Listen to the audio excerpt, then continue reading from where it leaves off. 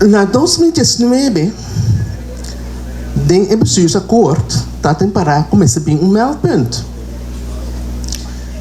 Ora a senhora Kutambi, que é projectleider em tempo já não está aqui mais, e não está aqui na Bonaire, em Berben, junto com a organização principal, a começar com aandacht funcionários que também fazem algo rond die meldpunt huiselijk geweld.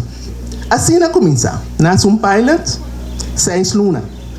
Depois de 6 lunas, bem constatar que assim não pode seguir com o trabalho.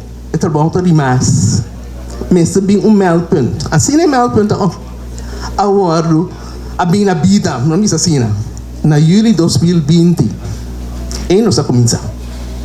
Agora, benoemd como coordenadora, tempo já, ante me declarei primeiro dia, em julho, que Remy, junto com a Mardia, me dá meu primeiro caso.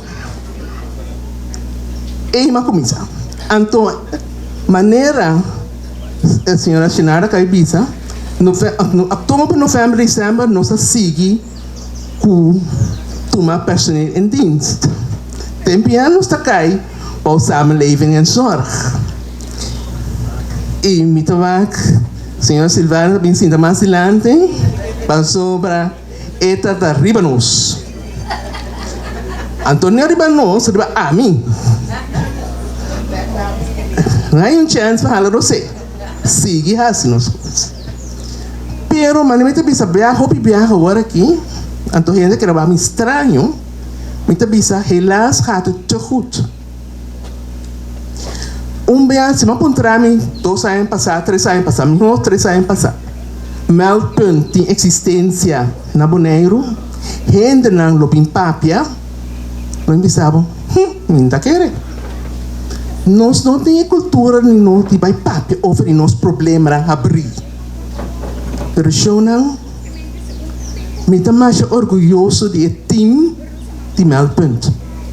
E 3 gente não pode trabalhar day and night. Nós trabalhamos 24 horas, 7 dias para cima. Nós estamos bereikbaar. Então, com esse, nós reparar também com uma maneira e outra, junto com a cadena, Keten Partners, quando a gente pensa no holandês, gente sabe buscar nós, sabe onde nós está.